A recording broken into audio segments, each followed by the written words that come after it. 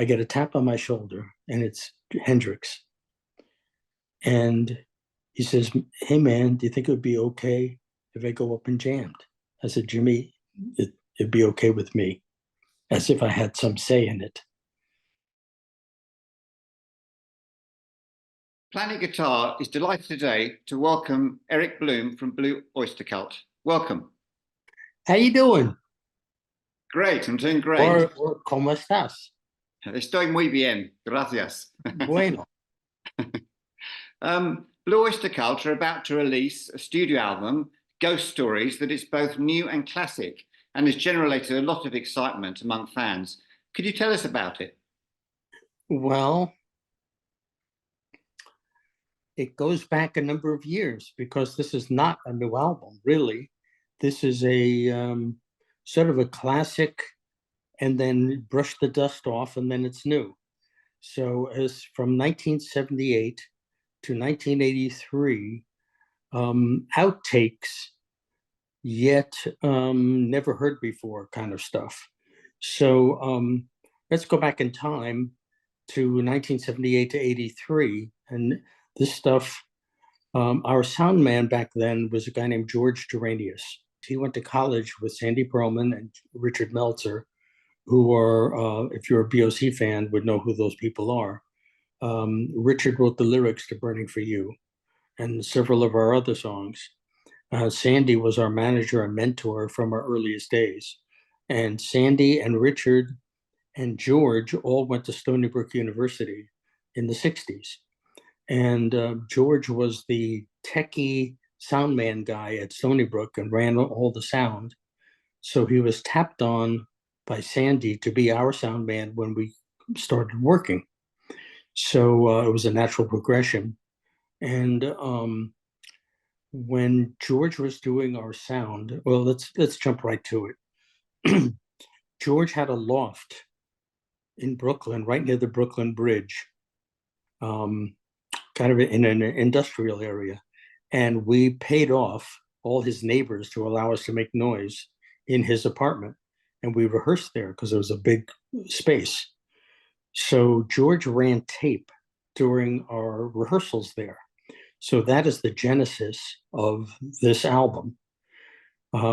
He ran tape in a reel-to-reel machine, which is analog tape, and recorded our rehearsals. So that's where all this material came from.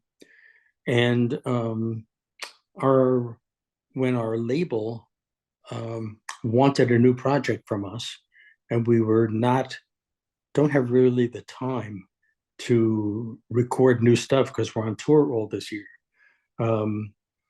We said, how about this stuff that George Duranius is sitting on all this time? So they were agreeable to that since it was all new or unheard stuff, not new. So we made a handshake with the label, which is Frontiers. And why was this stuff never used, which is an oft heard question? Well, these are outtakes that, for several different reasons, not used. I would say there were two main reasons this stuff was never used. One, vinyl, which was the main media used back then, could only hold a certain amount of minutes. So maybe you could get 18, 19 minutes total per side. So, and also the producer really was king. So when you hire a producer to make a record, he really has the final say of what songs make a record, or who should sing it, or who should play on it. So very often it's the producer's call. So the producer gets to say, this song should be on the record, that song should not. So very often in the pre-production, the producer would be up at the loft while we're working on the songs and would say, continue working on that song, leave that song out. So we might get 3/4 of the way through writing a song, and he would say, leave that song off the record, continue working on this song. So that's probably what would happen. So some of these songs were 3/4 finished, 7/8 finished, or maybe all the way finished, So George sent those tapes to Richie Castellano, our second guitar player, and boy genius. I mean, boy, he's 44. Um, and I've known Richie since he's 22. And I say this lovingly because he's like my third son. And he took these recordings, digitized them, and proceeded to, quote, fix them up. And some of these tapes did not have a lead vocal. Some of these tapes did not have a rhythm guitar, et cetera, et cetera. So, and some of them were finished. So, for instance, Buck did not have to re-sing anything. For instance, I did not have to re-sing anything. Some songs needed a rhythm guitar.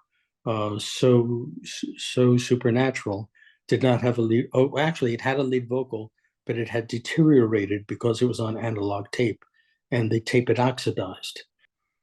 Oxidation of old magnetic tape is something that happens over time because in storage, sitting on a shelf for 40 years, tape oxidizes, it deteriorates. So these tapes had to be baked, and that's literal. Uh-huh. It went in an oven, Uh-huh. and they were baked to get rid of the oxidation. And you have to time it with a oven thermometer, and that gets rid of some of the oxidation on the tape. These are things you don't have to worry about these days with the digital recording. But Joe re-sang it in today's time. Like about 2 or 3 months ago, he came into Richie's studio and re-sang So Supernatural. So that vocal on So Supernatural is current day. And I believe that's the only song that has a current day vocal on it. So there's a little mixture of present day recording, but I would say more than 90% is from back in the day.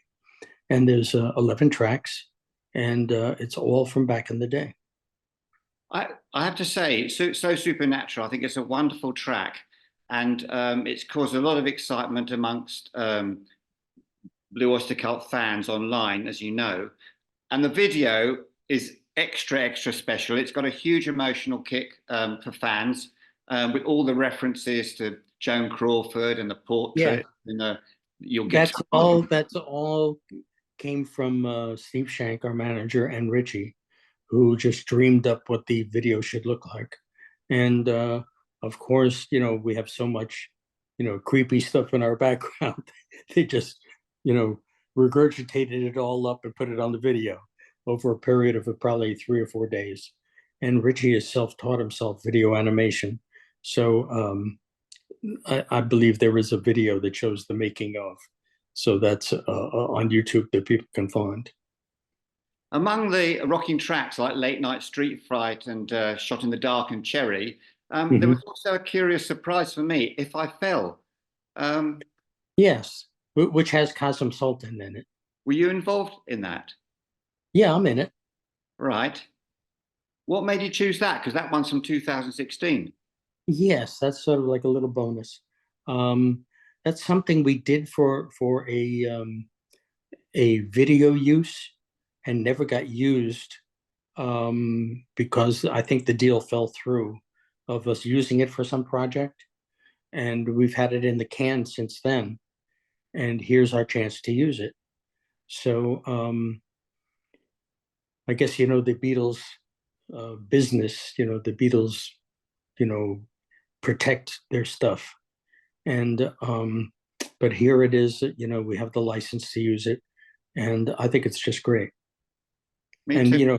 you got to remember that BOC has been around a long time, and in our earliest days, from '71 to the present, we've always used Beatles songs in our dressing room to rehearse and warm up. So even in our first 10 or 15 years, we used to have a practice amp in the dressing room and a little practice drum kit. And we used to play in the dressing room to warm up. So we almost always would use Beatles songs because it's something everybody knows. And we all played Beatles songs in all our bar band days before, being quote unquote professionals. To jump forward a year, you then later attended Woodstock to see which bands in particular stood out. Well, if you stayed to the last day, you got to see Jimmy, certainly. I rode my bike there. I had a Suzuki 250.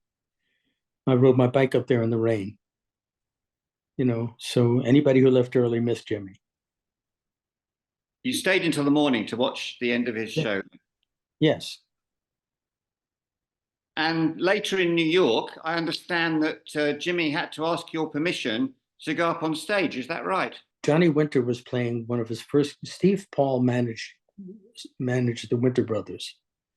Steve Paul owned a club in Manhattan called The Scene, which was like a basement club in the 40s in Manhattan.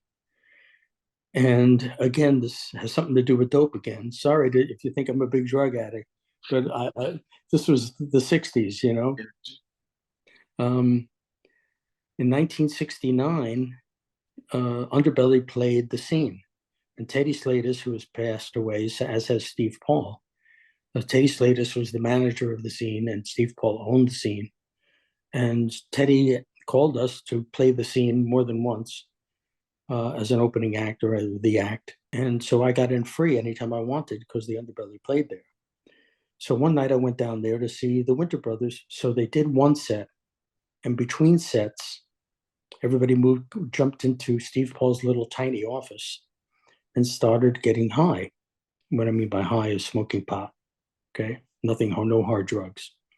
So there must have been 20 people in this little office, and Steve Paul came in his own office and found everybody smoking pot. He says, you're going to get me closed down. You can't do that in here. So I said, I got my van outside. So everybody piled in my van, and we drove around the block a few times.